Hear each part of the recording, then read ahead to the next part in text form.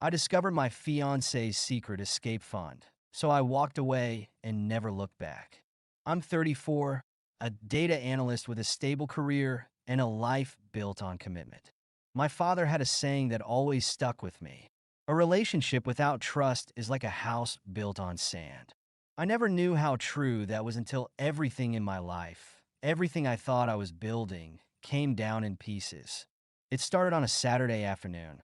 The sun streamed through the living room window, casting a glow on the stack of receipts, bank statements, and financial records laid out in front of me. My fiancée and I were deep into wedding planning, and we had agreed to go over our finances in preparation for merging them after the wedding. I was checking through some joint expenses when I noticed a letter from a bank I didn't recognize. The logo at the top was unfamiliar, and my eyes narrowed as I read the account statement. It was in her name and carried a significant balance. Confusion morphed into disbelief when I found more. Printed email exchanges with her lawyer, the phrases asset protection and contingency fund leapt off the page. A chill settled over me as I pieced it together. This wasn't just a backup savings account. This was a calculated safety net built to nurture for a future that did not involve me. The front door opened, and there she was carrying bags of groceries. Her hair swept back into a loose ponytail. She glanced at me, smiling, but her expression shifted when she saw the papers in my hand. Hey, what's going on? She asked, the tone too casual for us. Want to explain this? I held up the letter. Her eyes dropped to the paper, and for a second, I caught the flicker of panic. She put the bags down, the rustle of plastic, the only sound between us. It's an account I started a while back, she said, straightening. Just in case, for emergencies. Emergencies? I repeated, not buying it. Since when do emergencies come with legal consultations and labeled plans for the future without me? Her jaw tightened. You're reading into this the wrong way. Am I? I tossed a stack of emails and statements onto the coffee table because it sure as hell looks like you've been planning an escape route while we were talking wedding venues. She crossed her arms, eyes shifting as if searching for the right words. Do you know how many women I know who've ended up blindsided and screwed over after a divorce? They trusted everything to their husbands and then got left with nothing. I stared at her, the woman I'd imagined growing old with, now a stranger. And so what? You decided that was going to happen here before we even got started.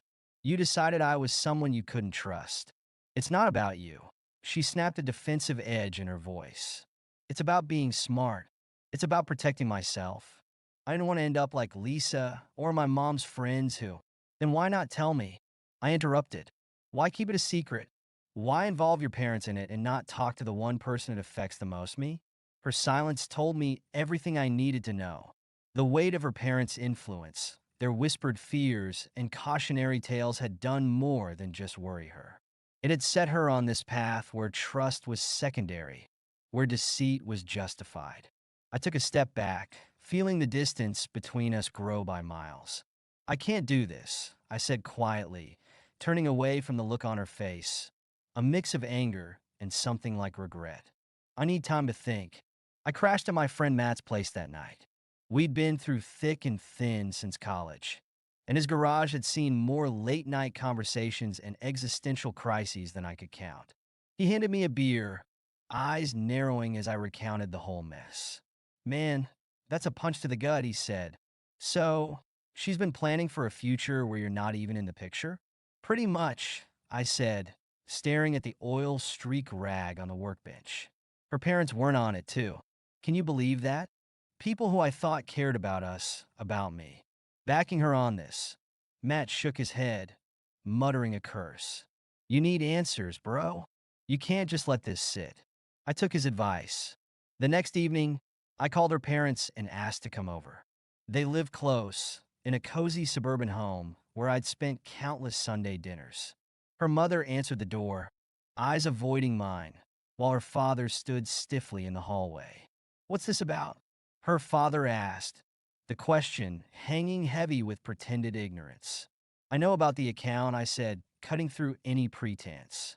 I laid the documents on the coffee table, watching her mother's hands twitch, fingers fidgeting with the hem of her shirt. Her father's face tightened, the lines around his mouth deepening. She was just being careful, he said, like that explained everything. Careful? I scoffed. You call plotting behind my back careful? What happened to trust? To honesty? You've both smiled at me, welcomed me into your home, all while knowing she was setting up a plan B. Her mother's eyes glistened with tears, guilt finally showing itself. We didn't mean for it to come to this, she whispered. After what happened to Lisa, we thought it was best.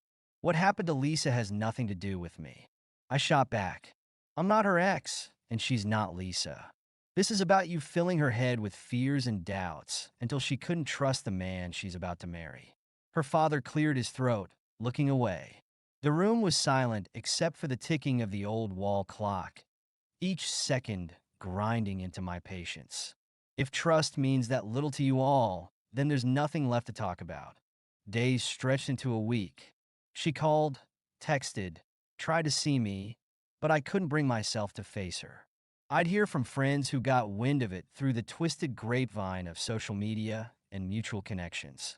The version she'd spread painted me as an overreacting, paranoid fiancé who'd stormed out over a simple precaution.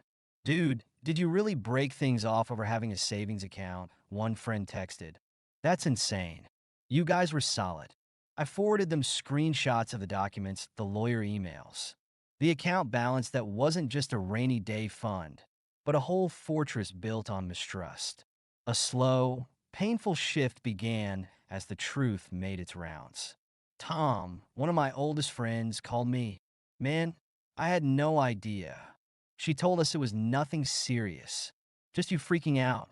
I'm sorry I didn't reach out sooner. Rachel, who'd been friends with both of us, texted. I'm here if you need to talk. I should have known there was more to this. Matt was right. Getting answers helped. The silence from the people who turned on me initially was louder than anything they could have said. After a week of silence, she asked to meet. A part of me resisted, but curiosity and the need for closure won out. We met at a cafe we used to go to after long work days, where the smell of roasted beans and vanilla felt like nostalgia mixed with something bittersweet. She sat across from me, eyes tired, the weight of it all finally visible. I'm sorry, she said, voice hoarse. I never meant to hurt you. I was scared. Scared of what? I said, leaning forward. Of me? Of us? Or was it easier to believe that I'd end up like Lisa's ex and leave you with nothing? Tears filled her eyes, spilling over. I didn't know how to talk about it. I thought if I told you, you'd think I didn't trust you. You're right. I would have, but at least it would have been honest. I said, the anger's still there, but dimmer now. Instead, you let it turn into this lie, and you involve your parents, the people I trusted, to help you hide it. I know, she whispered, voice breaking. It was stupid. I was stupid. I thought I was protecting us both. No, I said. Standing up, you were protecting yourself. And that's not the foundation I can build a marriage on. Her hand reached out, fingers hovering just short of mine. Please, we can fix this. But I shook my head, the last piece of trust crumbling away. This is goodbye. I walked out into the cool evening, the weight of finality settling in. The fallout was messy. Some friends stayed, some drifted.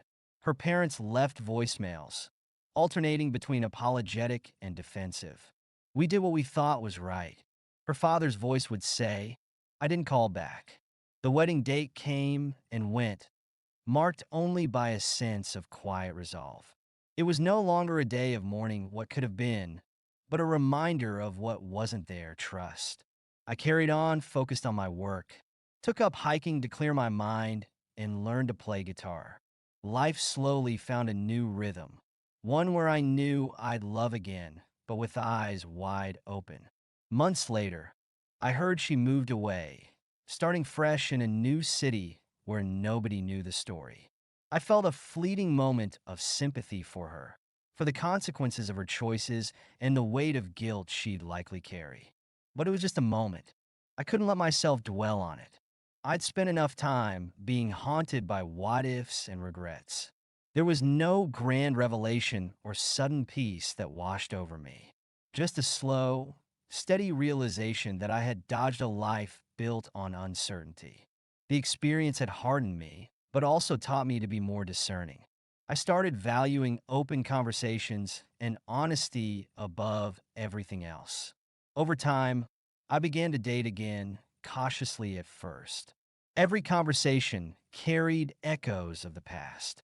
The unspoken question of whether this new person was hiding a safety net, harboring doubts they'd never voice. But I also realized I couldn't live in suspicion forever. I learned to trust, but it was earned now, not given. People say time heals all wounds, but it's more like time teaches you how to carry them. I carried this one as a reminder that love without trust is just another word for disaster. I'd grown wiser, perhaps a little cynical, but not broken. And as the months turned into a year, I found myself more at peace, content with who I'd become, and knowing that next time, I'd see the sign sooner. I knew now that protecting yourself isn't wrong, but honesty must walk beside it. Because trust, once fractured, leaves cracks that can't always be mended.